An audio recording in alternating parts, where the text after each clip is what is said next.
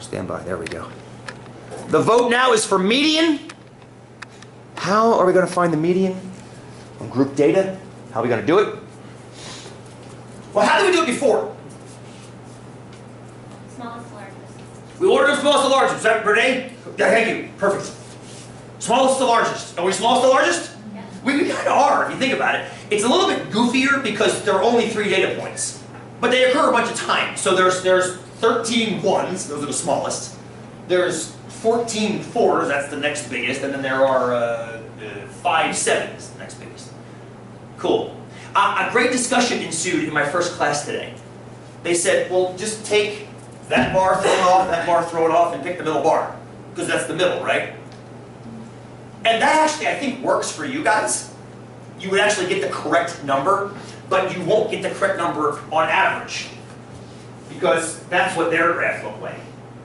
So if you did what they said to do on their graph, you'd think the median was a 7. When their median is actually a 4. Because of the frequencies of the bars on the left side. So you can't throw off bars unless the bars are the same size. You can't cancel a bar of 2 with a bar of 10. You'd have to cancel 5 bars of 2 with a bar of 10. Does that make, hopefully that makes sense. So you have to account for the frequency and the ordering, as Renee said. So let's do it, shall we? Let's chop. We got 5 here, yeah? 1, 2, 3, 4, 5, gone.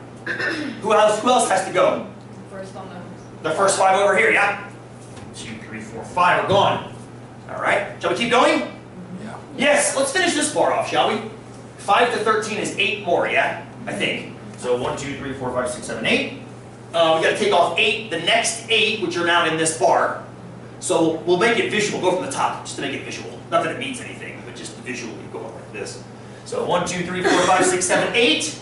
We've taken 8 of those 14 away, leaving 6 behind. Now the thing about it is, all 6 of those are right there, yeah? All 6 of those are right there. So where's your median going to have to be? It has to be 4, doesn't it? Because everything left to chop is all 4. Is that believable? So it's got to be 4. It's got to be 4. Now here's where the course can get very formula-y. Formula-y? Strange word. You can adjust, and some software packages do this automatically for you.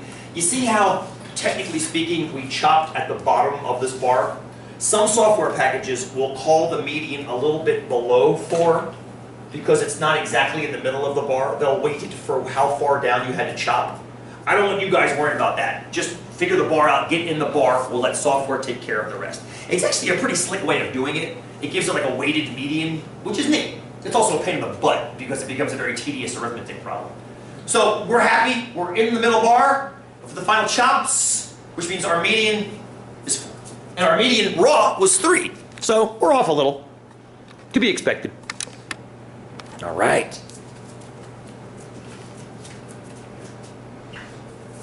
One left to do. So we're going to put in the average.